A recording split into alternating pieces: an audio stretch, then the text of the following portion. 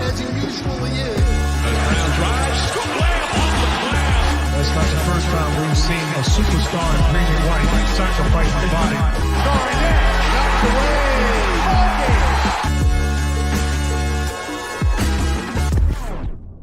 Welcome into another episode of First to the Floor. Ben Vallis here. Thank you for joining us. Hope you're doing well. It is August 31st, 38 days until the first game of the preseason. We're hanging in there, folks. Alongside me, as he often is, it's Wade Spoony. Spoony, how you doing, mate? Can you smell that, Ben? It's the smell of freshly oiled parquet. It's getting close, man. It's getting close. We're preparing. We'll be there soon. Doing good. Upon us.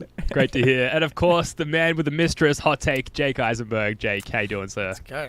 Well, I can't believe you catered for our American audience by lying to them and saying that it's the 31st of August when in fact it is the 1st of September. Traitor, Ben. Yeah. Traitor. How dare you? I am indeed broadcasting from the future here in the southern eastern hemisphere.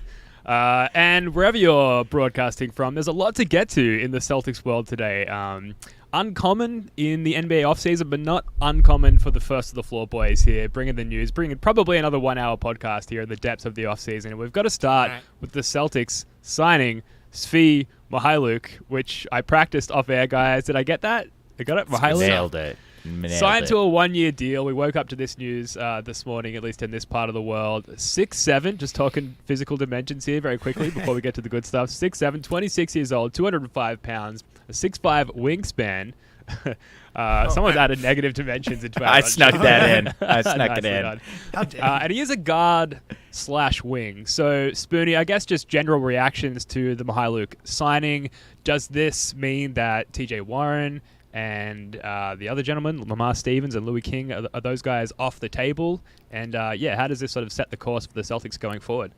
I don't want to say they're off the table just because we do have an open roster spot. We're getting really close to that second apron, though. But it just kind of, I think, is showing, again, with Brissett, with Banton, Brad's targeting deep bench guys who have played real NBA minutes that are still young, right? We're not getting 33, 34, 35-year-olds. He's looking at guys who have shown something, and then maybe they could pop playing next to Jayson Tatum, Jaylen Brown. So Svi's an interesting dude. Like, he played about 30 games last year, most of them for the Hornets, and he had some like big games, like borderline triple doubles and stuff like that. Basically playing against nothingness. Like they were completely out of the playoffs by that point, but last year, almost 44% on catch and shoot threes, 43% from the corners. But he's a shooter, right? That's what he's known for. That's what's going to keep him in the NBA. The reason he's kind of almost on his way out of the NBA is 31.2% on catch and threes the year before that. 2 years ago, 33.2% on catch and shoot threes. But, and this is an important but, he's always been money from the corners. Last year, 39.5% from the corners, even though he shot 31.2%.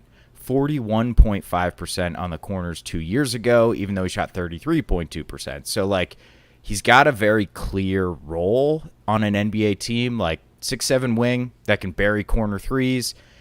And you just got to hope he doesn't get completely murdered on defense, which, jury's still out. Some good defensive highlights there, Jake. Yeah. Look, you go back and look as randomly the highlights that Ben just ran that I cut together. I randomly caught Svi's one of his best games as a Hornet. 18, 5 rebounds, 8 assists, 3 steals, 2 blocks, one of which on our good friend Josh Giddey. Look, Brad's building the stable here, boys. 6'7", 6'8", just galloping around the paddock, doing all kinds of stuff like shooting and playmaking. So Nekias Duncan, a much more intellectually sound basketball mind than at least myself. I'll let you two guys be the judge of that one. But he tweeted out that he likes this move for the Celtics, was pretty good as a secondary playmaker, held up okay on defense. On the Svi pick and roll, he generated 1.22 points per possession among 226 players to receive at least 100 on-ball picks that ranked first. insanely low volume comparatively compared to James Harden and Trae Young, who were over 3,000. But I like this guy can play basketball. You know, when you think about guys you can throw out there that can like shoot, dribble, pass, play as part of the offense. I think, you know, a guy that has the capability on a random night for the opposing fans to leave the building being like, I can't believe Svi Mykhailiuk just had 18, 5, and 8, and we lost by 3. They won that game by 3 points on the road in Oklahoma City. It's fine. It just adds to the stable. We got 6'7", 6'8". We got athletes. We got shooters. We got secondary ball handlers, defenders. What do you need? What night is it? Tuesday? Friday? We got something for you. Well, I'm just going to say it. Best 14th man in the league. Unquestionably, right? We talked about the dimensions. We talked about the elite corner three-point shooting. He has been a Celtics killer. And if nothing else, Brad is gathering up all of the available Celtics killers and stashing them on the bench. That's going to mean something for the Celtics. So I love the signing. I just love it for the fact that there's some news. It's an oasis in the desert, as we're starting to call it, these depths of the offseason.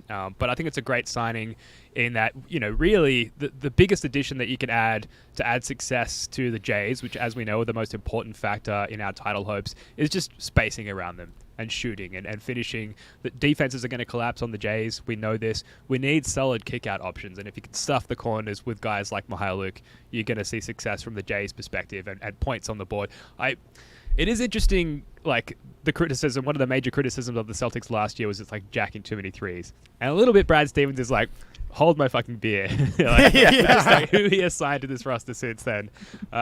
So I love it. So there's one roster spot remaining. Does it go to Blake Griffin, Jake? Yeah, that's funny though. You are right. We sent out Marcus-Smart and brought in KP and more shooting with. It is hilarious. I hope that Blake gets the last spot. It does feel like that's enough wings now. I know, Ben, you were begging for Brad Stevens to not be done. I'm not sure if this fills your thirst, quenches your thirst, satiates your hunger for one more move. Is this exactly what you were thinking? I mean, dimensionally speaking, he's not the wing I yearn for, but yeah, I think my cup is filled. Okay. Well, yeah, I mean, I hope it's Blake, because I don't think that between Hauser, Walsh, Brissett, Svi, Banton. Banton as well. Like, what's the point of bringing in Warren or Stevens now? I guess maybe one of them like hits, but at this point, I don't think, you know, TJ Warren's doesn't have undiscovered upside. Neither does Svi. Lamar Stevens, I think's kind of in that mid to late 20s range as well. Who I like too. I actually like Lamar Stevens. Definitely the more defensive minded option of those guys. But I feel like if we're going to go with one of those guys, we may as well just throw Walsh out there. It should be Blake. We haven't found out the deal yet. Like, is it going to be a true minimum? We assume so. I know, Spoonie, you were saying if it's not, then that would be part of the tax, like the MLE, which would hard cap us. So we're probably not going to do that. Which means there's a little bit of cash left over for Blake Griffin. All the breadcrumbs feel like they're pointing towards Blake coming back, right? With him talking about how much he loves Boston on the golf course and being at Sam Hauser's wedding. Like, he feels very Celticsy. Like, where is he going to go? Is he going to get more than a minimum anywhere else? Like, no. And he may as well try and hang out with the fellas and get a chip. Dude, when we had Trill on, he's like, I'm telling you, Blake is not signing until training camp is over because he doesn't want to report. Like, I think that's what's happening here. Like, we have an open spot.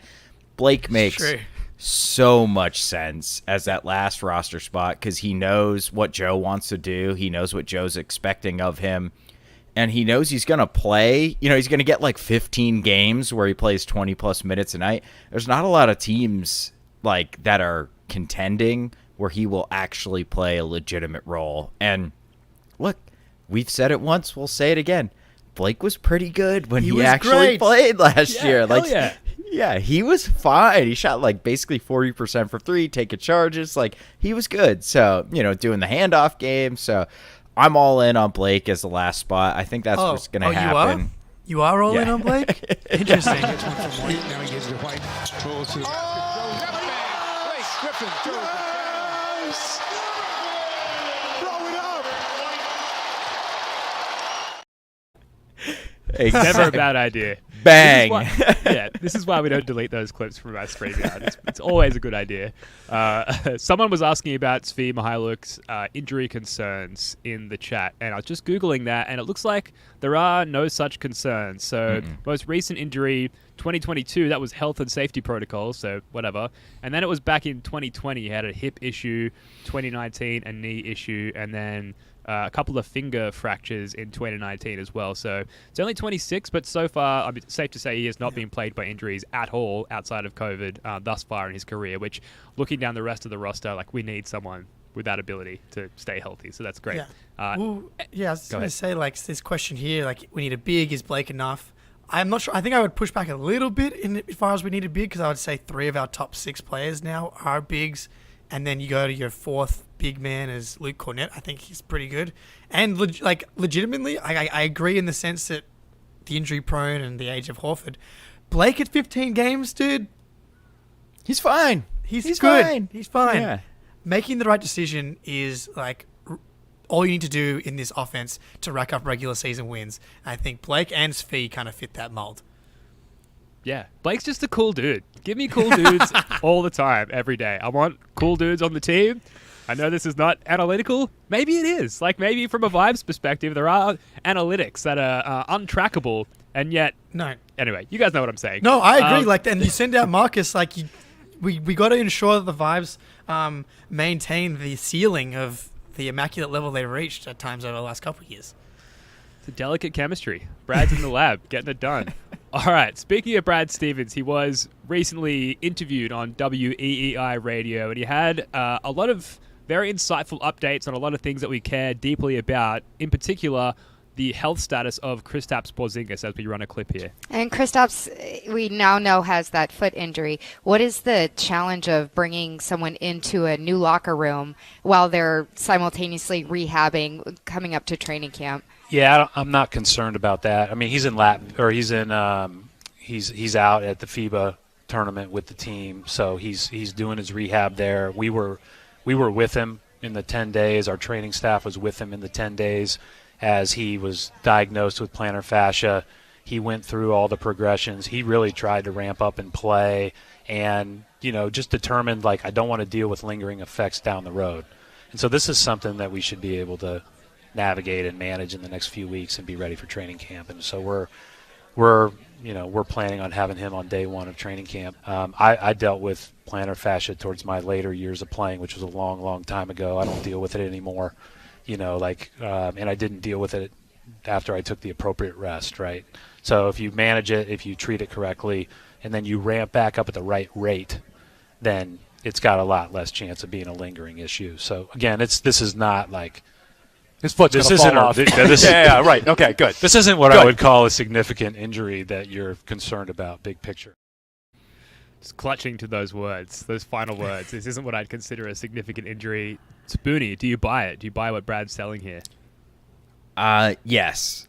I think I do. I think I buy it, but I also think, like, this is just another injury in a long line of Porzingis injuries, right? So, like, I buy that this one's not a big deal, but it's not going to change my thoughts on the greater idea about the Porzingis trade, where it's like super high risk, but it's also super high reward. So I also like that Brad was like, he's in Latvia. Wait, no, he's with the Latvians. Like, he was like, where's this tournament happening? Yeah. I don't remember. Whatever. I'm just going to move on. That made me laugh. Yeah. I'm glad you picked that up, Spoonie, because I've also been confused at where this tournament is. It's like it's happening in multiple countries. It's in Manila. Yes. It's in Japan. And so I saw we all saw Brad's face. He's like, wait a second. I don't know where this tournament I'm just moving on. Yeah. India as well, apparently. Yeah, and Indo. So it's it's very confusing. I don't know how the tournament itself is confusing. Then now they're into the second stage, which is more group stages. But also, anyway, that's an aside. Yeah. Yeah, no, I feel you. So are you buying it as well, Jake? The sentiment from Brad that it's nothing to be worried about? Because I need this. I need this to be a thing. So I'm just curious how you feel about it. Yeah. There was one more little bit after where he said, in our draft evaluations, when we're doing free agency evaluations, when it comes to medical stuff, plantar fascia is like not something we worry about. Like, that's not something on the list of concerns when you look at evaluating a player's health. that's not really a red flag. Trill, when he was on here, MVP, Embiid, had plantar fascia going into last season. Also, 7'2", behemoth, injury history, literally won the MVP. So, like, specifically plantar fascia off this injury, I don't think it's a big deal. I would prefer him to not have it. If I could choose door number B where he didn't have it, then I would choose that. But, like, I don't think it's a big deal. He was saying he's going to be ready for training camp. Like, not just the season, but, like, they expect him to be there for day one of training camp. And then Brad going with, like, the classic, like, yeah, I had plantar fascia too. It's fine. Yeah, in my playing days. It's like when you go on Twitter and you see people below talking about, like, oh, when I did my MCL, I was back in X time. It's like none of your experiences are relevant to these athletes at all with their recovery and their bodies. But thank you anyway. Well, we've got some more gospel from Brad here. Let's check it out. And our bigs were pretty thin. And you know, when Rob was out at the start of the year, those guys that played in his place did an amazing job of kind of keeping us afloat. Like Blake was as good as it gets on and off the court. You know, Luke did a really good job. Al, at 36 years old, did a great job. We just can't put that much on those guys and continue to expect it to be at the level we need it to be. So we had to address kind of the balance of the roster is a big part of it. And then, you know, it's just time. It's time for guys to continue to show the growth that we need to show to get to where we need to go. And as part of that, you oftentimes have to make tough decisions, and you bring in talented players. The only way you're going to do that other than draft is trade somebody out, and that's really, really the difficult part of it. So we'll see how it all plays. We'll see how it all plays out. We'll see how it all fits together. Kristaps seems to be in a really good place. Like he is focused on what matters. Like he's coming here to do his part to help us win. And that was very clear in communicating with him when he came for his press conference. So acknowledging that this is a high-risk maneuver in leaning in on some very injury-prone big men in particular, would you guys agree that the roster is much more well-balanced now? I think it definitely is. And, you know, he spoke about having to lean way too heavily on Al Horford and Rob Williams, like coming off that injury, that surgery to begin last season, and now you add in Porzingis, you know, an elite player at his position. Yes, you take away Marcus-Smart, but there's sufficient guard depth, and we're going to get into Payton Pritchard, who is at the bottom end of that depth shortly. The roster's just way better balanced, right? And, you know, factoring in that injury risk, which is always a factor, going into this season, like you've got to feel better about, I want to call it a championship balance, right? Like they're just more well stocked at every single position. Am I wrong, Spoonie? So I think I just can't get over the fact that, like, man, Porzingis just kind of scares me, like, with the injury history. But I think on the court, like, if we're talking everybody's healthy, there is no more high risk, high reward than Marcus-Smart. Like, that is an entire mantra. Like, he's taking insane threes. Like, he's diving on the floor. Like, he's doing, like, behind the back, off the backboard passes once in a while. So, like, that was his whole mantra. So, I think the team is definitely more balanced. We were very guard heavy last year and pretty wing light. I'm not sure we solved being wing light just because, like, Grant's out the door. You're replacing him with Brissett. And I guess Hauser's going to get more minutes. But then you think, like, on the big side of things, like, it was really just Al and Rob, and they're so, you know, you just can't count on both of them to be healthy, like, for every single series in a playoff run. So having Porzingis, like, if he stays healthy, like, I think this team is unequivocally, no argument, better. I think he's a better player than Marcus-Smart, but nice benzene. Man. 38 days. Let's go. Like, Porzingis is really, really good. It's just like as long as he stays healthy. But now we're talking about our third. That's three big men we have to worry about staying healthy, you know, which kind of scares me. I actually disagree that it's only two we have to worry about. I get that Al's getting old, but he literally fair is fine, like, never injured. So, like, he is as durable as, like, LeBron at this point. Fair. Touch wood. It is interesting, and Spoonie, you touched on it with Alex Hoops as well, and we've spoken about it. The idea that it was time. And I feel like that was the first time we'd heard Brad kind of echo some of the sentiment that we've talked about it's being time. He didn't necessarily say it, Jayson and Jaylen, you need to step up, but that's what this means. If you're sending out Marcus, it's time for people to step up, and it's time. They're talking about Jaylen and Jayson. That's why wing depth, it's nice to have for the regular season. The wing depth doesn't really matter for the playoffs because Jaylen and Jayson are going to play 40 minutes a night, like plus. So it's nice we've got this stable of guys.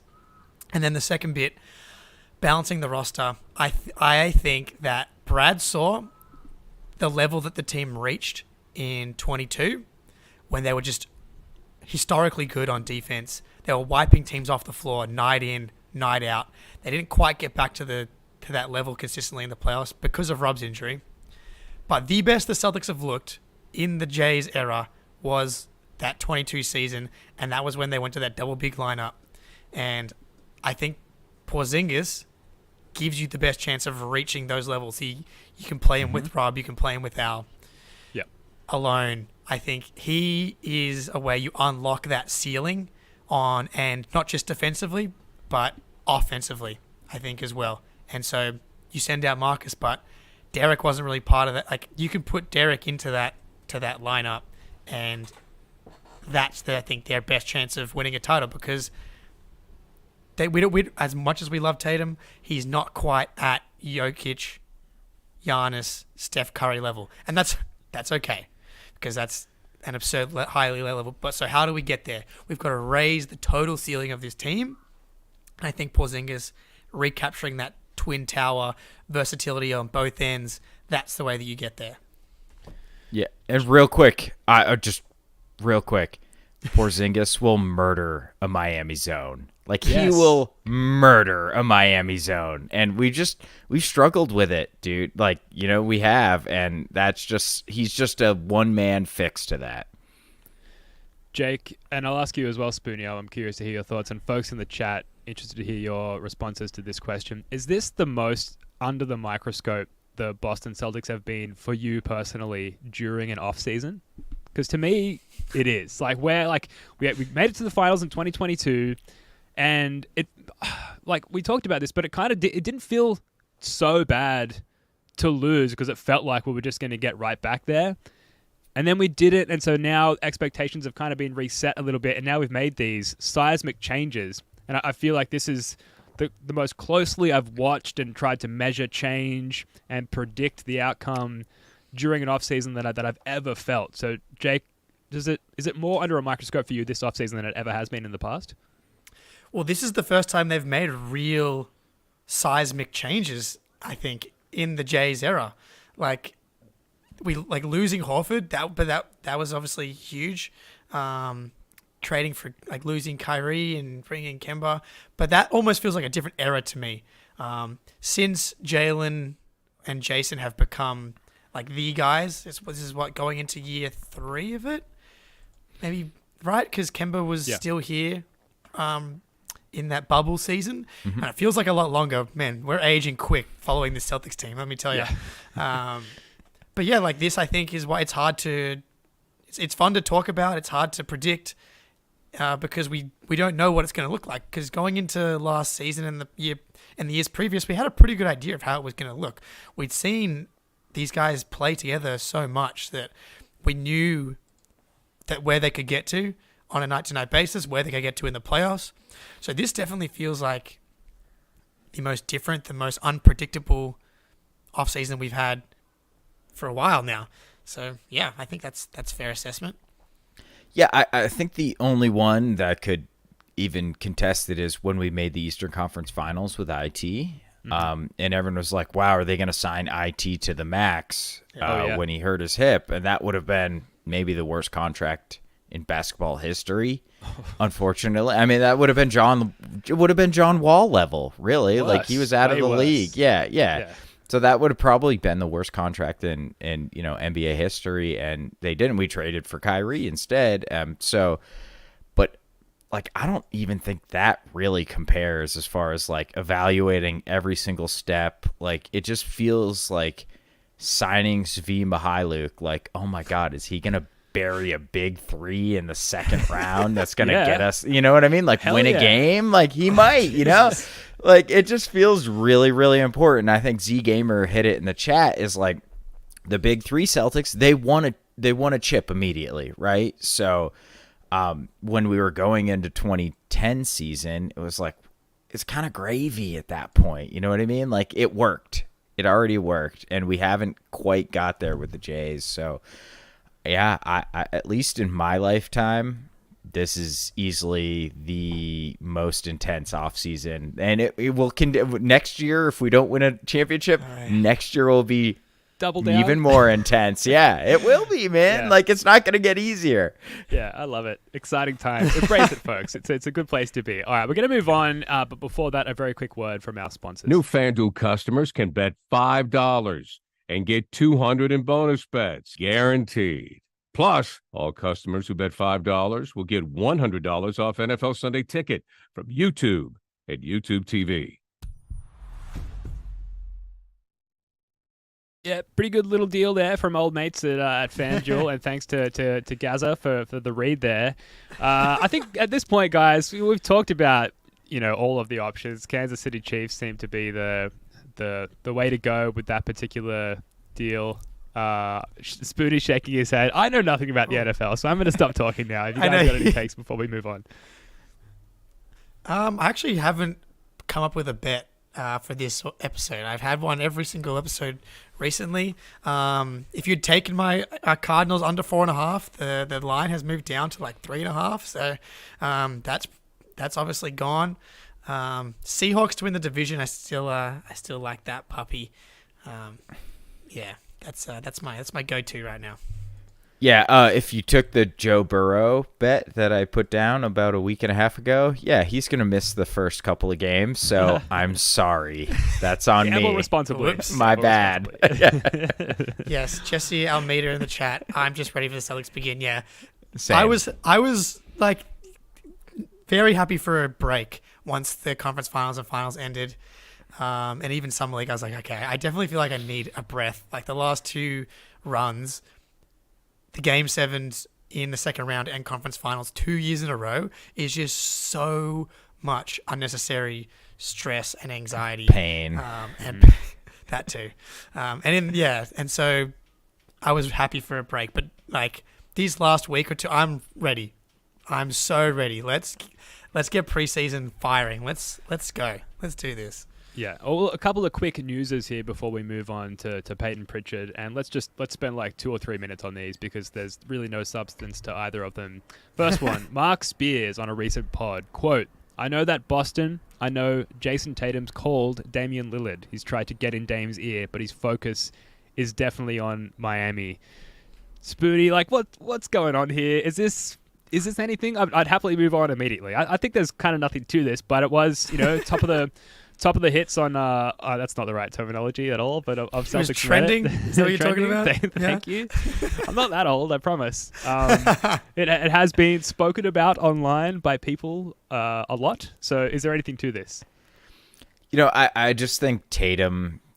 Look, we kind of understand the cap. We understand like you got to match salaries and stuff like that. Like Jayson Tatum is not in the room with Mike Zarin being like, well, if we were going to trade for Damian Lillard, we'd have to trade Jaylen. Like he's not about, you know what I mean? He's not getting Mike into Zarin, the. You don't think Zarin's doing the thing like they do in FBI movies where they pick up the phone at the same time and listen in? Jason, here's the deal. No, like that's not happening. You know what I mean? So he just picks up the phone, calls Dame like, "Yo, you should play in Boston." Like I really don't think there's anything to it. I just think he's like, "Oh, Dame's really good. I'll call him and see if we can get him." Yeah. It would be nice to have the Jayson Tatum called Dame and now he's reconsidering report just to show that Tatum has that sway. The problem is, obviously, this comment is. I haven't listened to it. I'm assuming it was like kind of in passing. Tatum's just like not the guy that gets involved with this stuff, especially at this point. Like Jaylen's, he does the interviews with the coded everything, and even Giannis. we hit the Schadenfreude report on the most recent Giannis article, but there was some juicy stuff in there. Oh, yeah. Tatum, up until now, doesn't really seem to care about anything really, except for playing for the Celtics and like being a dad. Like, there's just so little off court. There's like article drama. There's really nothing. So I don't think he's really pushing. So I to me, it's like, I didn't actually really try and get Dame, so he couldn't really deny me. If that makes sense. It's like, it was just a passing Snapchat. It wasn't even on a messenger app. It was just a Snapchat message he sent to Dame. That's what I imagine.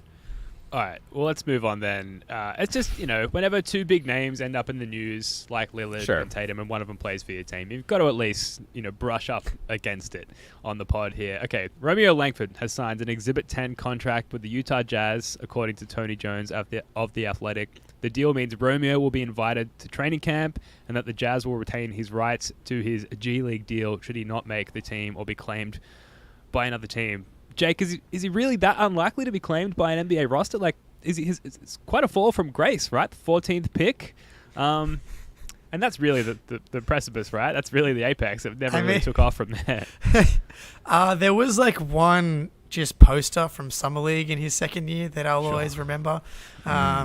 There was a 17-point game, I think, in the first round against the Nets. That may have been the peak. Danny Ainge just can't quit Romeo Langford, though. It seems he has a soft spot for him. I know there's some people still left on Romeo Langford Island, but I think it's more than just the health stuff. He just didn't seem to want have that thing where he could assert himself consistently. He had the tools. It seemed like he had the skills. It felt like to be successful, but if he wasn't able to stick around with the Spurs, I don't feel very confident for old Romeo Langford. Ben, you may have to cut this from the audio pod, but I think it was before we had Jake join the pod. We had somebody who knows the Celtics, and he was just like, after he was like, I'm not putting this on record. I'm not going to say who it was. Afterwards, when we were just BSing after we were done, he was like, Romeo Langford does not care about basketball. Like, he doesn't. He's just not a hard worker. He doesn't care. And I think everything about his career makes me think that human was correct. Yes. Because he's got talent, man. He's got his first step's not bad. He's athletic. He's 6'6", 6'7", huge wingspan, 7-foot wingspan. Great dimensions. Yep. Yeah, dimensions guy, and decent shooting from the corners. There's nothing about him that says he should not carve out an NBA career, and he's just not doing it. And it just seems like maybe he's just not working hard enough, It is funny. I feel like Danny would say he prides himself on the ability to evaluate people's mentality. Yeah, I feel like that's how he nailed it on Jaylen and Jayson. His ability to identify the dog, let's call Pritchard, Neesmith, those guys Smart. Are crazy. Yeah. So he just missed it on Langford, and that's okay. The 14th pick is so far away from a lock, but to miss it on the mentality side of things is somewhat surprising to me. But it is what it is. Yeah, I was really excited for Romeo when he signed with the Spurs, or was he traded to the Spurs? When he ended up on the Spurs, because I thought Derek White. That's right. Yeah, there you go.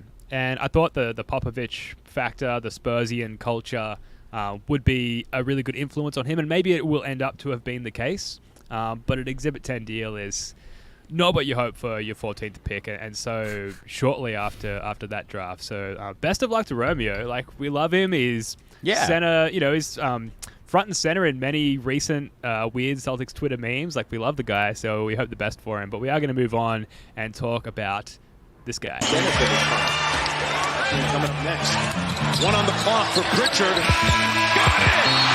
Splashdown! It's Payton's place here in Atlanta. Getting more burn in the absence of Marcus Smart. Got to a nice spot.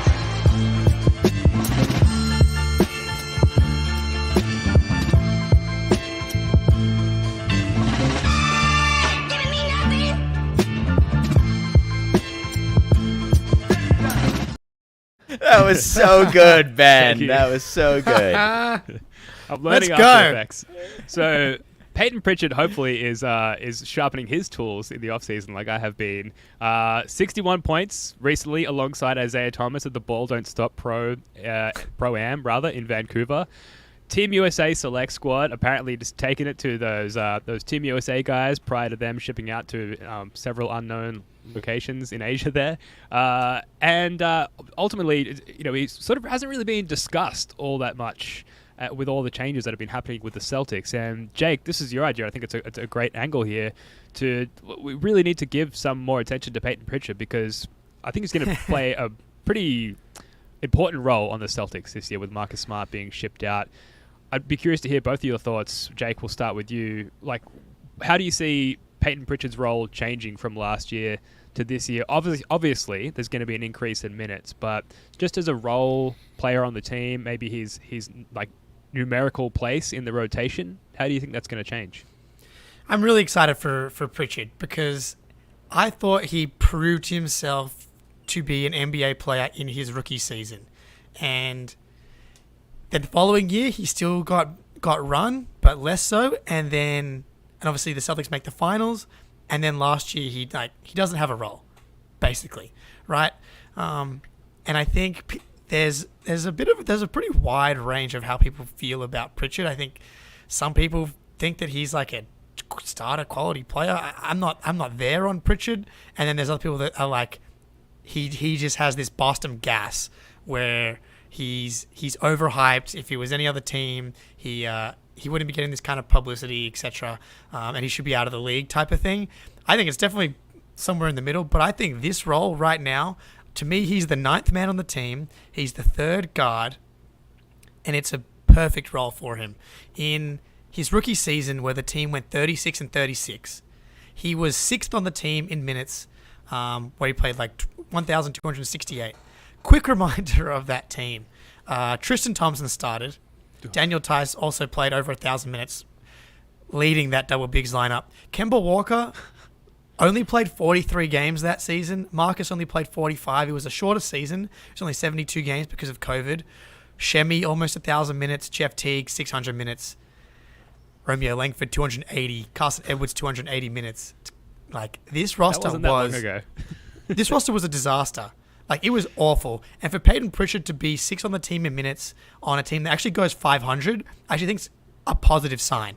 Like, if you were to put him in a role where he's playing minutes on a team that actually has talent, for example, the 2021-2022 season, so he played 36 games of 13 or more minutes. The Celtics went 22-14. That's like a 48 win pace.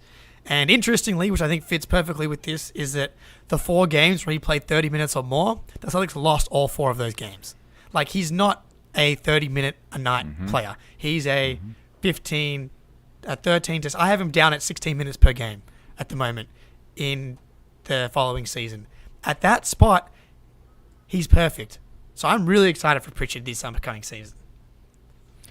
Yeah, I think Pritchard's biggest strength is the fact that he plays really, really well off Jayson Tatum. And when he was a rookie, one of the most popular things I ever wrote is probably because of the title. It was called "Whipping Out His PP." How Ime Udoka I guess the second year, how Ime Udoka has weaponized Payton Pritchard, and like what he basically did is like when Tatum runs those bench units, Pritchard's the guy setting the pick. And then he pops every single time he pops. And Tatum gets doubled against those bench units all the time. And then it's just a dump off to Pritchard, and he either just fires from above the break or he like drives into the lane, lays it up. Like, the dude knows how to play basketball, and he's an elite shooter. Like, he shot 36% from 3 last year. He was still 39% from above the break. His corner 3 kind of left him, but like, he didn't play that much. It's tough to be an elite shooter when you're not playing a ton. He didn't get a lot of attempts from the corner, right? I bet if he got 200 attempts from the corner, he'd be up around 40%. So And I think the thing I like most about Pritchard is that he just pushes the ball. Like, he gets it, he makes a quick decision, and he goes. And, like, that's the foundation of a guy who knows his role, knows he's not going to be playing 36 minutes a night. He's going to be playing 15, and he's going to take open shots. He's going to push the ball, and he's going to play his balls off on defense, which he always does, right? He's not a great defender, but he always plays super hard. So I'm with you, Jake. I'm excited for Pritchard next year. I think he's going to surprise some people who've gone out on him after last year. Yeah, and you can form a multiple-minute highlight clip of just Payton Pritchard, like, tenacious offensive rebounds, among the trees. And that's just a picture of the tenacity that he brings. And we talk about it all the time, but with Marcus-Smart going out and Grant Williams going out, we're looking for that in, I don't want to say unknown places, because we know that Pritchard possesses that. But, like, thank God he's still on the roster, and thank God he's going to be playing a bigger role, because we're going to need that from him. And then this is, year 4 in the league for Pritchard now? You know, he's got that maturity. He was, I think, a 4-year senior coming out of college, so he's not young, and he's got that confidence, you would hope. I'm speculating here, but his 4th year in the league, he knows who he is. He knows he can perform on multiple stages. Pro-Am, sure, it's not NBA level, but by all accounts, he don't want to say dominated, but performed really well on that USA Select team. Like, he knows who he is, and he wasn't traded. Marcus-Smart was traded. That's a nod of confidence from Brad Stevens in the front office, and, like, we need you, bro. Stick around. You're going to play more minutes this year. And I'm just really, really thankful that we have some tenacity that we can go to culture-wise and, of course, on the court as well. Now, look, we've been playing some clips from Brad Stevens' WEEI interview earlier in the pod. We're going to play another one because, Jake, I believe this comment from Brad was sort of the impetus for this segment here. As you looked at it just simply from a roster construction standpoint last year, Payton really got squeezed, obviously, because our guards were so deep. You know, with Marcus, with Malcolm, with Derek. You know, you slide Jayson to the point a lot with that group, or he brought the ball up a lot. You know, and it's like, why would Brad mention Payton Pritchard? Because we're going to see a lot more of him, and he's going to be an the 11. Part. That's right, the windy 11. Really should have played that clip to begin the segment. Sorry, guys. So, okay, we've talked about where we think he's going to be in the rotation. Minutes per game, like, I know it's hard to slap a number on that, but, like, he's got to be up around, I don't know, like 16? I think he needs to...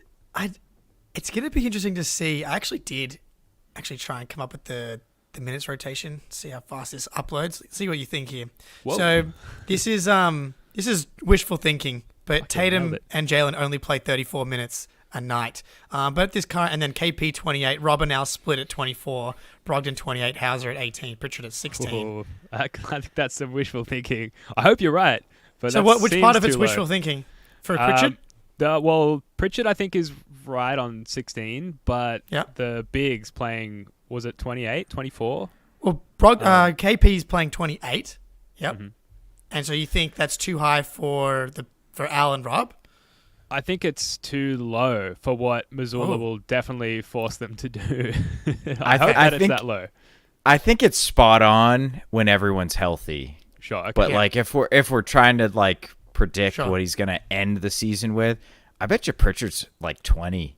Just because like Brogdon's going to miss games, you know, like I don't know, like Jaylen Brown's going to miss a couple games. It just And the bigs, who knows, dude? Like, who knows with those guys? Like, that's going to be really difficult. But I think you're pretty spot on, Jake, when everybody's healthy. And that's still 16 minutes is a big role. 8 minutes a half is legit for a dude on a championship contender when everybody's healthy. Mm-hmm. Yeah, I think that fits, and I think that fits him great. It's like it's enough for him to come in and inject. Spray some energy all over the court. PP energy everywhere. But not long enough for it to be like, as I said, the 4 games where he played 30 minutes or over in that 21-22 season, they were 0-4.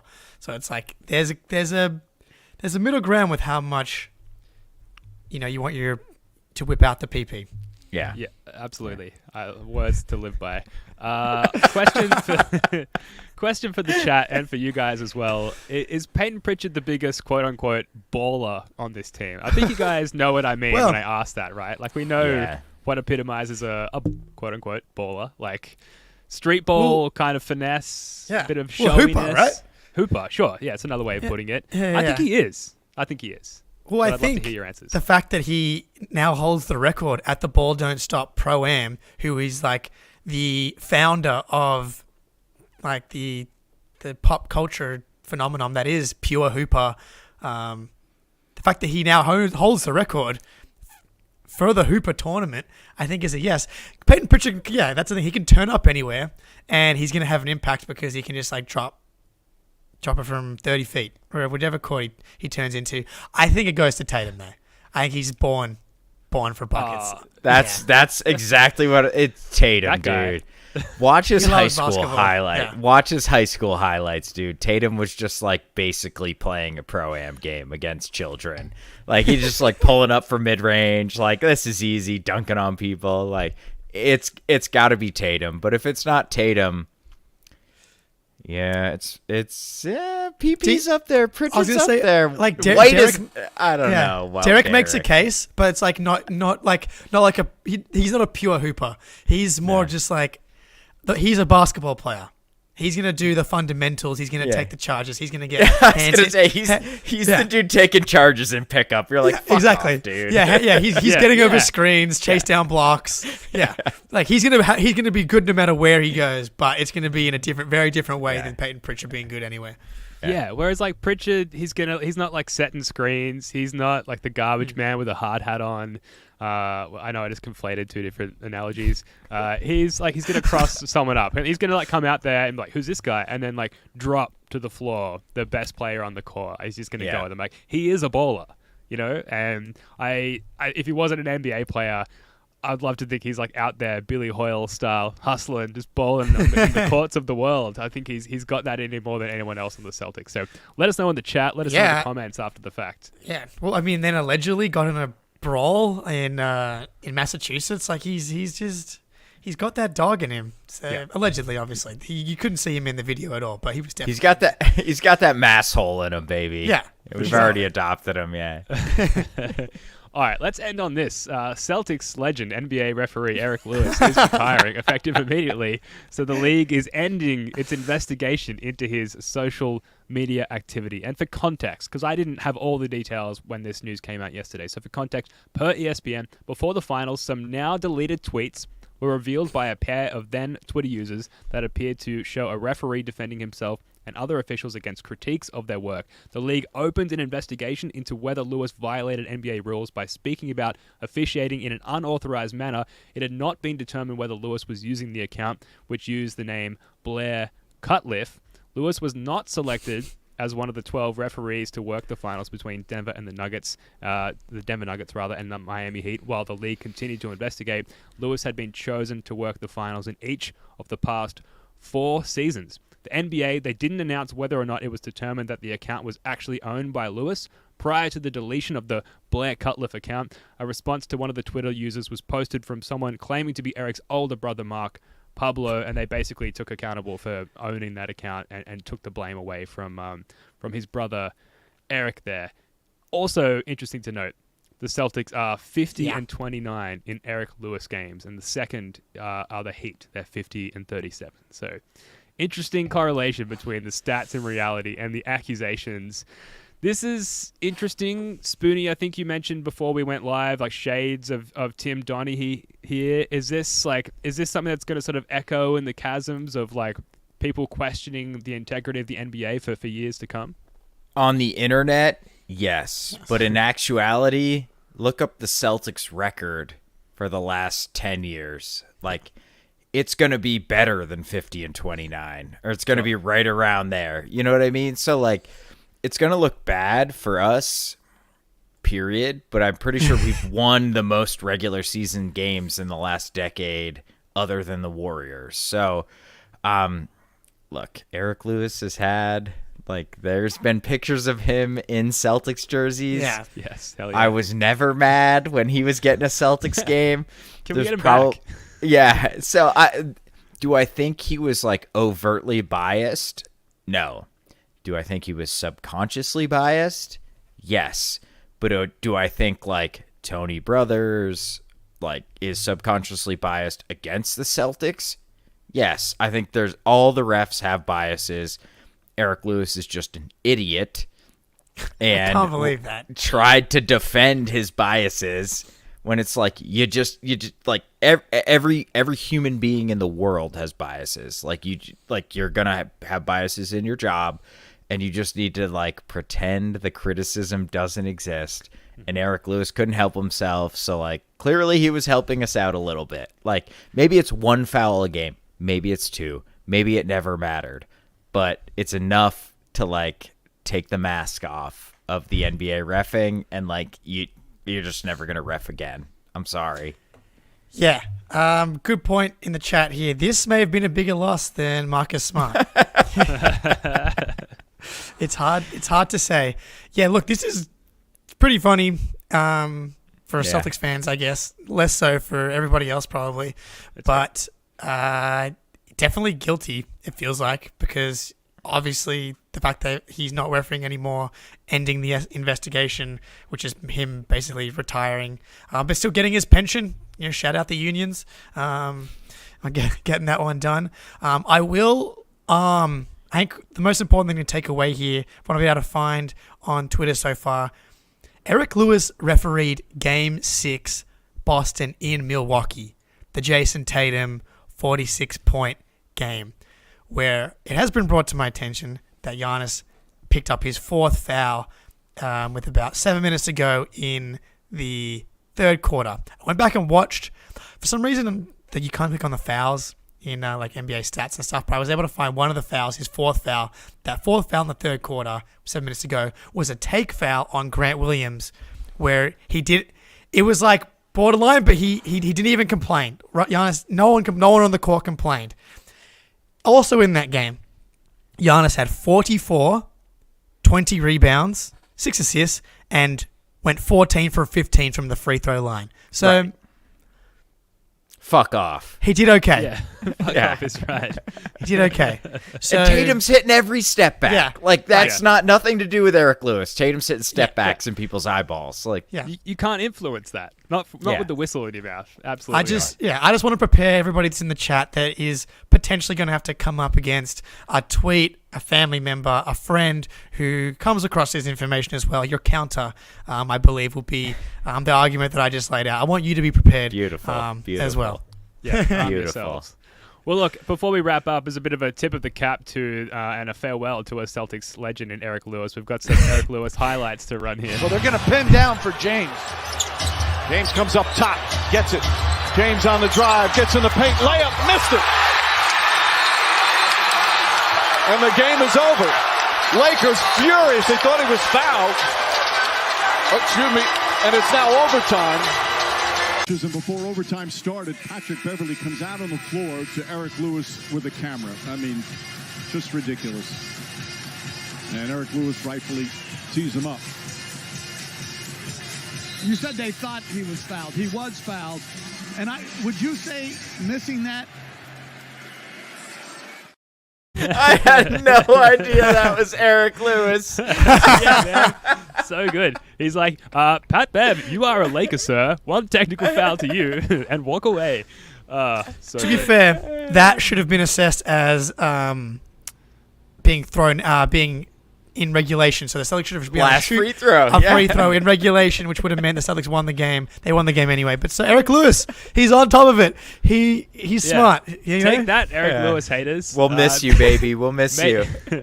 May he ride again. All right, that's going to do it for this one. Thanks so much for joining us. Next week, we have the grand final of our 2023 off-season Celtics Trivia Bonanza, featuring one Hot Take Jake Eisenberg from the First of the Floor podcast, as well as Greg Menakis from the Green with Envy pod and Sam LaFrance from How About Them Celtics. In the next couple of days, please take mercy on me and submit your Celtics trivia question and category ideas to firstofthefloor18 at gmail.com. That's firstofthefloor18 at gmail.com. I'm running on empty here, folks. After years of devising trivia questions and categories, I need your help. Spoonie, Jake, love your work, guys. Until next time, go Celtics.